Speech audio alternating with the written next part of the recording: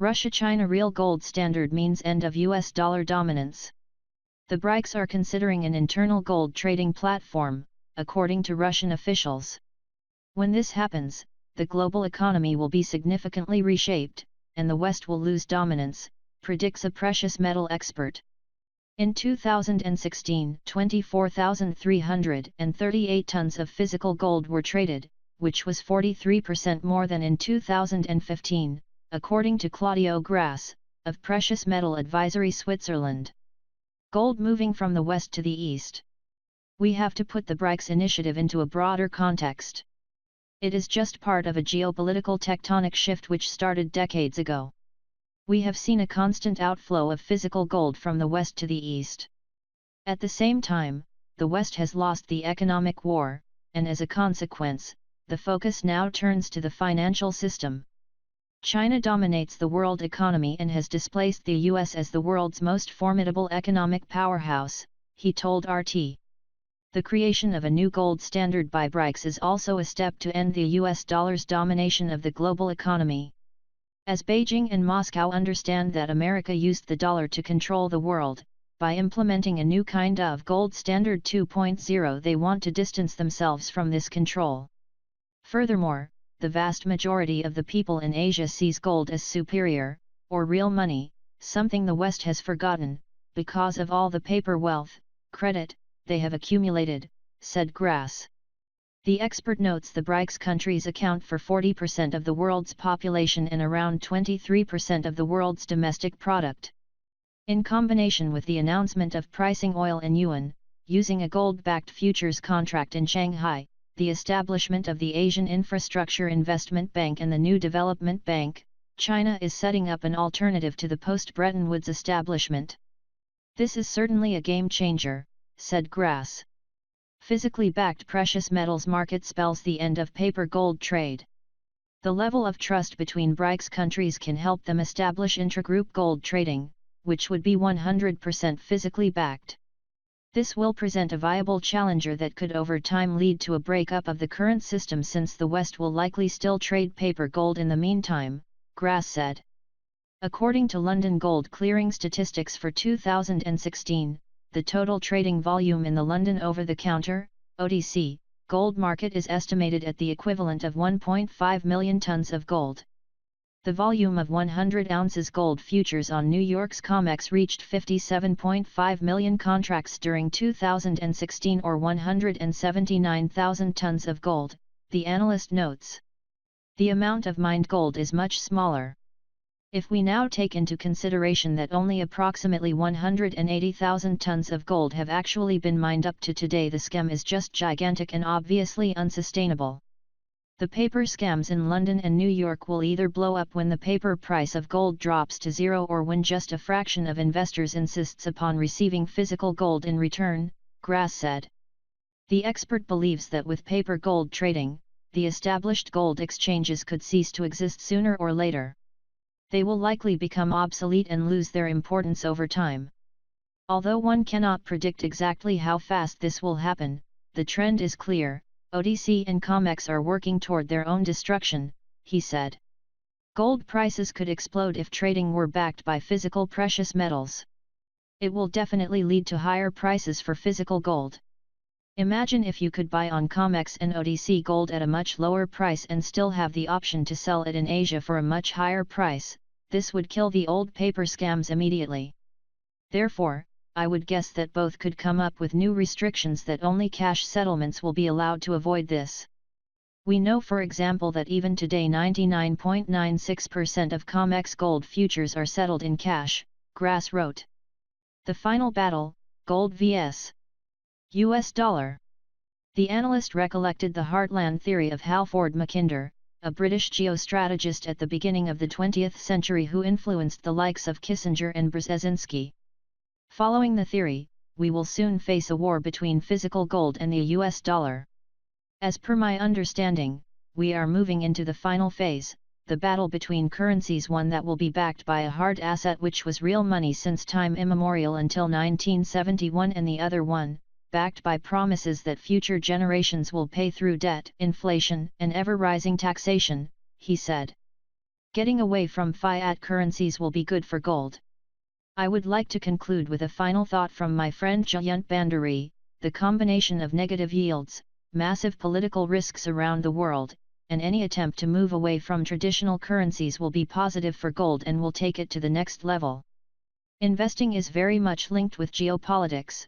Once you understand the big picture, it becomes apparent what you should invest in, Grass told RT.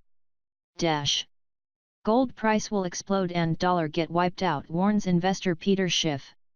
Peter Schiff was among the few economists who correctly predicted the financial crisis in 2008. 10 years later, he sees another crisis emerging, a crisis that can crash the stock market and wipe out the US dollar. I predicted a lot more than just the stock market going down back then. I predicted the financial crisis, but more importantly, I predicted what the government would do as a result of the financial crisis and what the consequences of that would be, because that's where we're headed. The real crash I wrote about in my most recent book is still coming, Schiff said in an article posted by Greg Hunter's USAWatchdog.com and quoted by Zero Hedge. According to Schiff, the US Fed has inflated a gigantic bubble, which is impossible to pop, but when it bursts, the consequences would be very painful for the economy and much bigger than the 2008 meltdown. I think this bubble is too big to pop. I think it's the mother of all bubbles, and when it bursts, there is not a bigger one that the Fed is going to be able to inflate to mask these problems, meaning we can't kick the can down the road anymore. This time, the crisis is going to hit everyone in the wallet, he said. He compared the $20 trillion US debt to a camel loaded with straws. How many straws can you put on a camel's back? You don't know until you put that final straw. That's one too many and you break his back. So, can we go to $25 trillion in debt? Maybe.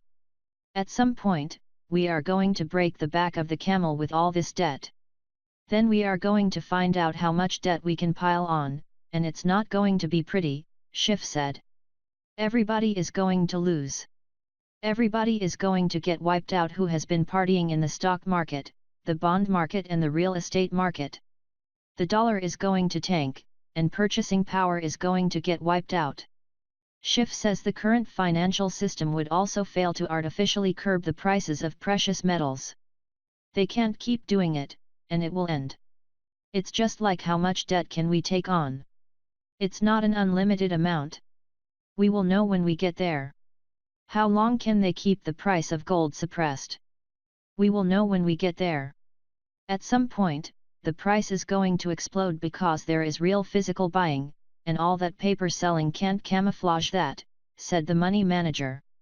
According to Schiff, gold is the real alternative to fiat money, and people are starting to doubt they can really trust central banks.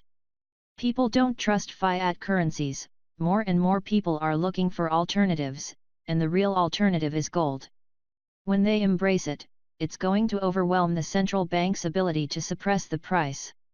In the meantime, enjoy the gift that they are giving, he said. Russia and China could set international gold price based on physical gold trading. Since Russia, China, India, Brazil and South Africa are all either large producers or consumers of gold, or both, it is highly likely that the BRICS bloc they constitute could focus its cross-border gold trading network on trading physical gold, reports BullionStar.com. Gold pricing benchmarks from such a system would be based on physical gold transactions, which is a departure from the way the international gold price is currently established, according to the article. Such a system would also be a threat to gold trading markets in London and New York.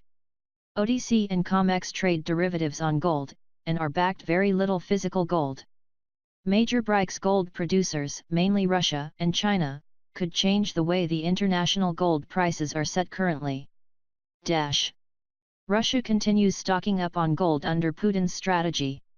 The Central Bank of Russia, CBR, is increasing the country's gold reserves to meet a goal set by President Vladimir Putin to make Russia less vulnerable to geopolitical risks.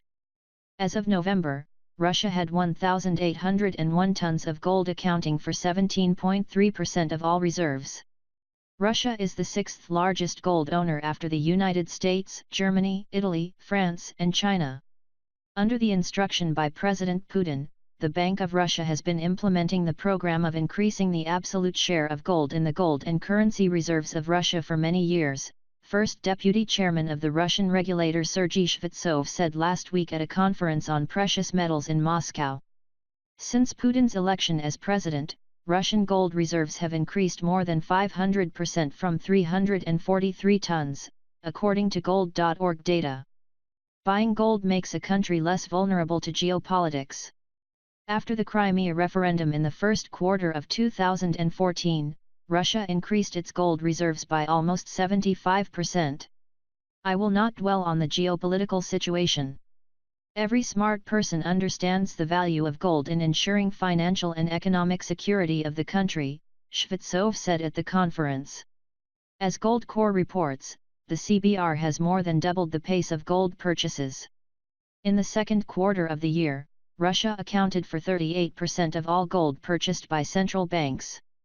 Gold is an asset that is independent of any government, and in effect given what is usually held in reserves, any Western government, said Matthew Turner, metals analyst at Macquarie Group in London, as quoted by Bloomberg. This might appeal given Russia has faced financial sanctions.